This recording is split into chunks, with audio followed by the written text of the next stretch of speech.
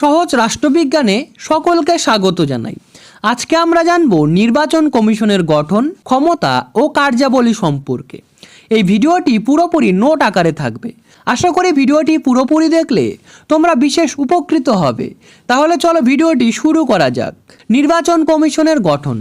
ভারতের নির্বাচন ব্যবস্থাকে সুষ্ঠুভাবে পরিচালনার উদ্দেশ্যে ভারতীয় সংবিধানের ৫ম অংশে একটি নির্বাচন কমিশন গঠনের কথা বলা হয়েছে।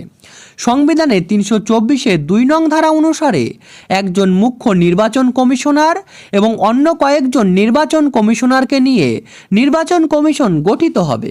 অন্যান্য কমিশনারের সংখ্যা কত হবে তা স্থির করেন রাষ্ট্রপতি। বর্তমানে মুখ্য নির্বাচন কমিশনার সহ নির্বাচন কমিশনের সদস্য সংখ্যা হল ৩ জন। নির্বাচন কমিশনের সদস্যগণ রাষ্ট্রপতি কর্তৃক নিযুক্ত হন। তাদের কার্যকালের মেয়াদ হল ৬ বছর। এখন আমরা জেনে নেব নির্বাচন কমিশনের ক্ষমতা ও কার্যাবলী সম্পর্কে। নির্বাচন কমিশনের ক্ষমতা ও কার্যাবলীকে ৩ ভাগে ভাগ করা যায়। কি কি এই ৩টি ভাগ? ১ প্রশাসনিক কাজ, ২ পরামর্শদানমূলক কাজ, ৩ আধা বিচার বিভাগীয় কাজ। চলো আমরা এক এক করে ৩টি পয়েন্ট দেখে নিই। প্রশাসনিক কাজের প্রথম পয়েন্ট, নিয়োগ সংক্রান্ত কার্য। লোকসভা এবং বিধানসভাগুলির নির্বাচন পরিচালনার উদ্দেশ্যে নির্বাচন কমিশন প্রয়োজনীয় সংখ্যক কর্মচারী নিয়োগের ব্যবস্থা করার জন্য রাষ্ট্রপতি ও রাজ্যপালদের অনুরোধ করে। ২ ভোটার তালিকা প্রণয়ন।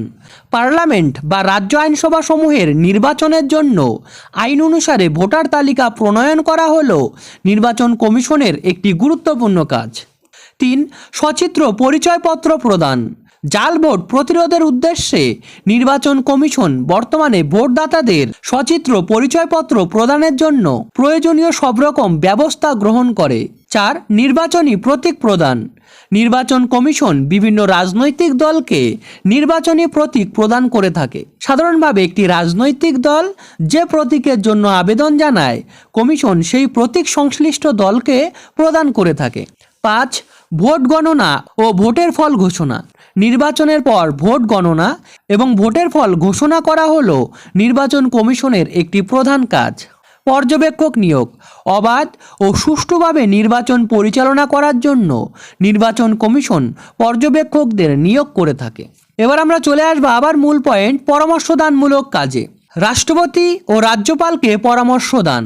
পার্লামেন্ট এবং রাজ্য আইনসভার কোনো সদস্যদের যোগ্যতা নিয়ে প্রশ্ন উঠলে নির্বাচন কমিশন সেই প্রশ্নে যথাক্রমে রাষ্ট্রপতি ও রাজ্যপালকে পরামর্শ প্রদান করে থাকে। অর্থাৎ পার্লামেন্টের কোনো সদস্যদের যোগ্যতা নিয়ে প্রশ্ন উঠলে নির্বাচন কমিশন রাষ্ট্রপতিকে প্রয়োজনীয় পরামর্শ প্রদান করেন এবং রাজ্য আইনসভার কোনো সদস্যদের যোগ্যতা নিয়ে প্রশ্ন উঠলে নির্বাচন কমিশন প্রয়োজন মতো রাজ্যপালের সাথে পরামর্শ করে নেন। এরপরে আমরা দেখে নেব আবার মূল পয়েন্ট, আধা বিচার বিভাগীয় কাজ সম্পর্কে। ১ নির্বাচনী আচরণবিধি প্রণয়ন ও বাস্তবায়ন। নির্বাচন সংক্রান্ত আচরণবিধি তৈরি করা নির্বাচন কমিশনের অন্যতম গুরুত্বপূর্ণ একটি কাজ। নির্বাচনী আচরণবিধি লঙ্ঘিত হলে কমিশন আইনগত ব্যবস্থা গ্রহণ করতে পারে। ২ নির্বাচনে স্থগিত, বাতিল ও পুনর্নির্বাচনের ক্ষমতা। নির্বাচন চলাকালীন অথবা নির্বাচন শুরু হওয়ার আগে বা নির্বাচন শেষ হওয়ার পরেও নির্বাচন স্থগিত রাখা ও বাতিল করার ক্ষমতা নির্বাচন কমিশনের রয়েছে। চলো ছোট্ট করে এবার একটা উপসংহার দেখে নেই। নির্বাচন কমিশন স্বাধীন সাংবিধানিক প্রতিষ্ঠান হিসাবে দেশের নির্বাচন পরিচালনায় নিরপেক্ষতা ও স্বচ্ছতা নিশ্চিত করে। প্রশাসনিক পরামর্শমূলক ও আধা বিচার বিভাগীয় ক্ষমতার মাধ্যমে এটি অবাধ ও সুষ্ঠু নির্বাচনের পরিবেশ বজায় রাখে। ফলে জনগণের গণতান্ত্রিক অধিকার বাস্তবায়নের জন্য নির্বাচন কমিশনের ভূমিকা অত্যন্ত গুরুত্বপূর্ণ। আশা করি ভিডিওটি তোমাদের ভালো লেগেছে। ভিডিওটি ভালো লাগলে ভিডিওটি শেয়ার করে চ্যানেলটি সাবস্ক্রাইব করে এবং ভিডিওটিতে একটি লাইক দিয়ে আমার পাশে থাকতে পারো। ভিডিওটি শেষ পর্যন্ত দেখার জন্য অশেষ ধন্যবাদ। I really appreciate your time.